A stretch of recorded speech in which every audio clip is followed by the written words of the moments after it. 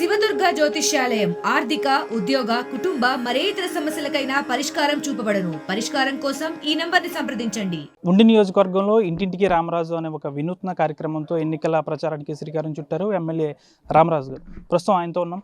ఎలా ఉంది సరే, గ్రామాల్లోకి వెళ్తున్నారు, ప్రతి ఇంటికి వెళ్ళి మీ పథకాలను వివరిస్తున్నారు. ప్రజల్లో ఎలా ఉంది గ్రాఫ్? అంటే పూర్తి స్థాయిగా ఈ ప్రభుత్వం మీద విసుగు పొందడం జరిగింది ప్రజలందరూ కూడా. ముఖ్యంగా ఒక్కసారి ఛాన్స్ ఈయన వస్తే ఏదో చేస్తాడు అని అనుకున్నారు. చేశాడు, మద్యపాన నిషేధం చేస్తా అన్నాడు. కాకపోతే అప్పుడు బాటిల్ 60 రూపాయలు ఉంటే క్వార్టరు ఈరోజు 170 రూపాయలు చేశారు. త్రాగునీటి సమస్య జలజీవన్ మిషన్ ద్వారా ఆ రోజు కేంద్ర ప్రభుత్వం సహాయ సహకారంతో ఉదాహరణ మా ఉండి నియోజకవర్గానికి 103 కోట్ల రూపాయలు శాంక్షన్ ఉంది. దాంట్లో 51.5 కోట్లు రాష్ట్ర ప్రభుత్వం కట్టాల. ఈ రోజు వరకు కట్టక త్రాగునీటి సమస్య చుట్టూ నీరున్నాయి పుష్కలంగా. కెనాల్ సిస్టమ్ ఉంది, బ్రిటిష్ టైంలోంచి ఉంది. ఈరోజు వరకు కూడా త్రాగడానికి నీరు లేవు ఉండి నియోజకవర్గంలో. అంతేకాదు గ్రామాల్లో రైతాంగం కూడా వారికి అప్రతాభావం వచ్చింది. ఏదైతే ఈరోజు అక్వా రంగాన్ని చూస్తే ₹50 యూనిట్ ధర ఇస్తున్నారు. ఈరోజు వరకు ఇవ్వక అందరూ కూడా aqua zone, non aqua zone limits పెట్టి, అదేవిధంగా 5 ఎకరాలు 10 ఎకరాలు అని చెప్పి అందరు రైతులకి కూడా అందకుండా చేయటం. ముఖ్యంగా రొయ్యల రైతులు కానీ, చేపల రైతులు కానీ ఫీడ్ యాక్ట్, షీడ్ యాక్ట్ తీసుకొచ్చారు.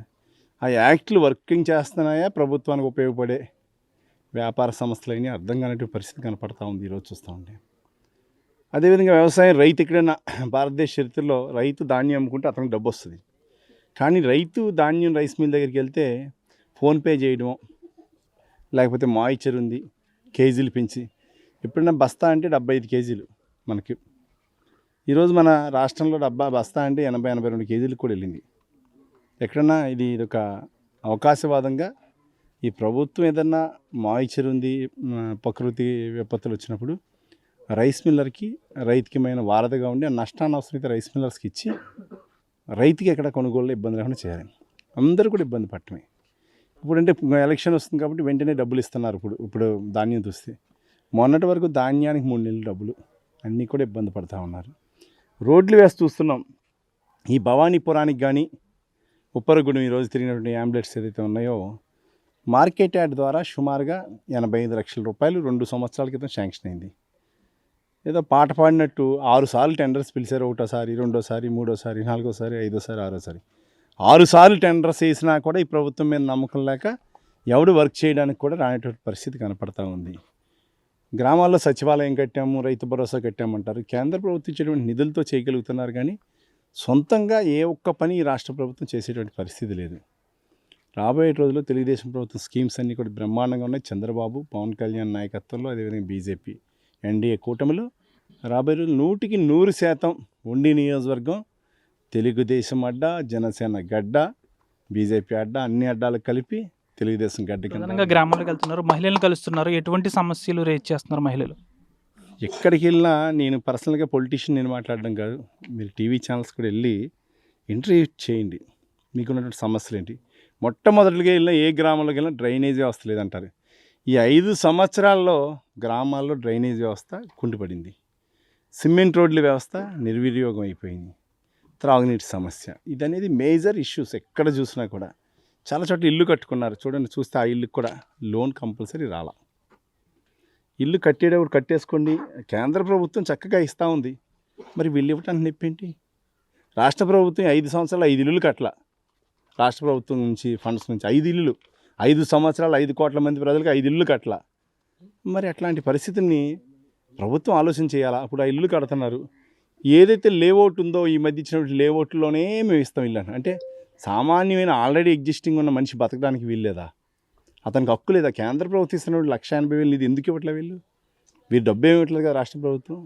అది కూడా ఆలోచన చేయాలా. 2014-19 మధ్యలో 1000 ఇల్లు కట్టినా పెండింగ్ బిల్స్ ఉన్నాయి. ₹1 తీర్చలే ఈ రోజుకి. వాళ్ళందరూ కూడా వాళ్ళ ఇంట్లో ఉన్న బంగారం, గాజులు, మంగళసూత్రాలు తాకట్లు పెట్టి ఇల్లు కట్టారు.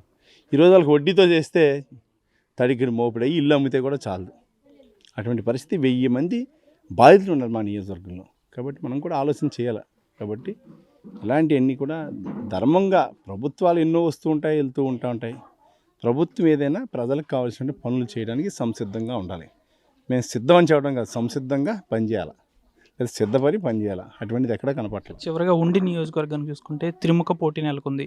మీ పార్టీలో మాజీ ఎమ్మెల్యే ఇండిపెండెంట్గా వేస్తాను అని అంటున్నారు. ఎలా ఉండబోతుంది? ముఖ్యంగా తెలుగుదేశం పార్టీ అనేది పూర్వం నుంచి కూడా ఒక వ్యవస్థాపకుడు నందమూరి తారక రామారావు గారు ఎప్పుడైతే పార్టీ పెట్టారో అప్పటి నుంచి ఇప్పటి వరకు కూడా ఒక విధి విధానాల మీదే ఈ ప్రాంతంలో నడిచింది. ఇప్పుడున్నటువంటి ఇండిపెండెంట్గా వేస్తున్న శాసనసభ్యులు, గత మాజీ శాసనసభ్యులు శివరామరాజు గారు మా సోదరుడు, ఆయన గతంలో 2 సార్లు చేసినప్పుడు తెలుగుదేశం పార్టీ అంతా ఏకగ్రీవకంగా చేసింది. 2014లో జనసేన పొత్తు కలిసింది. 3వసారి ఎంపీగా పోటీ చేశారు. అంటే 2 పర్యాయాలు ఎమ్మెల్యేగా, ఒక పర్యాయం ఎంపీగా పోటీ చేసినప్పుడు తెలుగుదేశం పార్టీ అవకాశం కల్పించింది. అవకాశాన్ని సద్వినియోగపరుచుకున్నారు.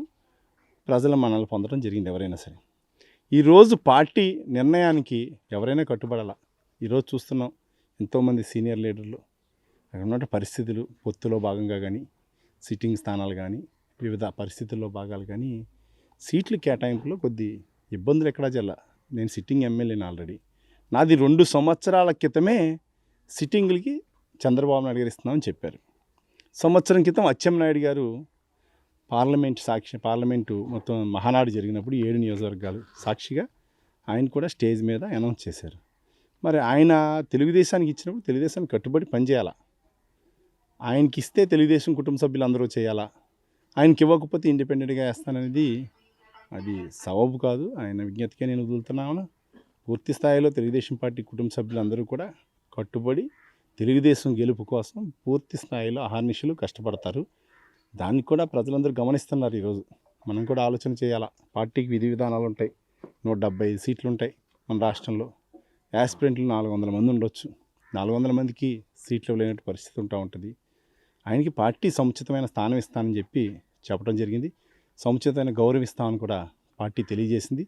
పార్టీ నాయకులు, మాజీ మంత్రులు కానీ, మాజీ ఎమ్మెల్యేలు కానీ, రాష్ట్ర స్థాయి నాయకులు కానీ సుమారుగా 10 మంది సంప్రదించారు. ఆయనతో సంప్రదించి చేయడం జరిగింది. ఈరోజు అటువంటివన్నీ కూడా ఆలోచన చేయాలా ఎవరైనా సరే. ఎందుకంటే పార్టీ అనేది ఒక ప్రొసీజర్, పార్టీ అనేది ఒక విధి విధానాలు. పార్టీలో ఒక నిర్ణయం చంద్రబాబు నాయుడు గారు తీసుకున్న, జనసేన పవన్ కళ్యాణ్ గారు, ఈయన కూడా యాస్పిరెంట్గా నాతో కన్నా ముందర ఆయన కూడా జనసేనకి వర్క్ చేశారు. మరి ఆయనకు కూడా సీటు కావాలని ఆయన కోరుకున్నారు. పొత్తులో భాగంగా పొత్తు యొక్క ధర్మాన్ని నిర్వర్తించాలని ఆయన ఈరోజు నాకు కూడా వచ్చి మాకు కూడా సపోర్ట్ చేస్తూ ఉండటం జరుగుతుంది. కాబట్టి మీరు కూడా, మనం ప్రజలందరూ కూడా గమనిస్తున్నారు ఇవన్నీ కూడా.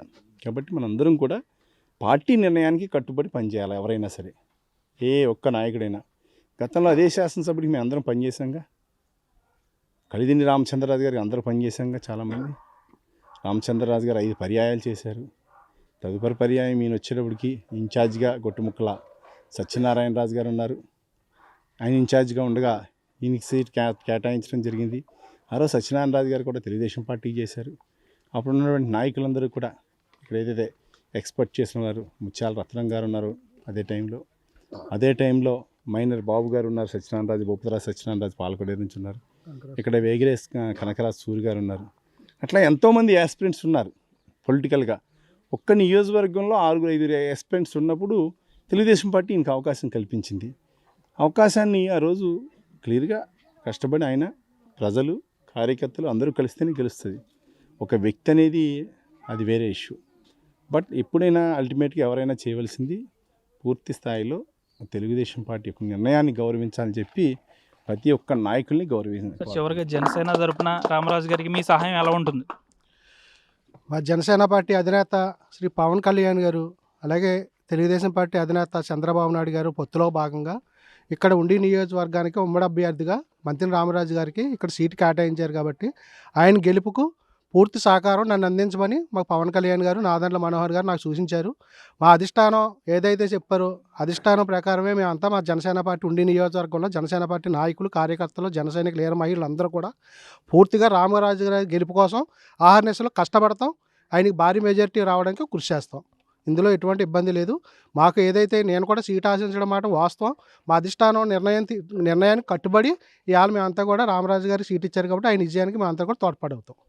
ఇంకా ఉండి నియోజకవర్గంలో టీడీపీ కంచుకోట కాబట్టి ఇక్కడ మరొకసారి ఎమ్మెల్యే గెలుస్తానని కూడా రామరాజు చెప్తున్నారు. వీడియో జర్నలిస్ట్ శేఖర్తో మనోజ్ ఆర్టీవీ పశ్చిమ గోదావరి నుంచి. మరిన్ని వీడియోస్ కోసం ఛానల్ ని సబ్స్క్రైబ్ చేయండి, లేటెస్ట్ అప్డేట్స్ కోసం వాట్సాప్ ఛానల్ ని ఫాలో చేయండి అండ్ లింక్ డిస్క్రిప్షన్ లో ఉంది.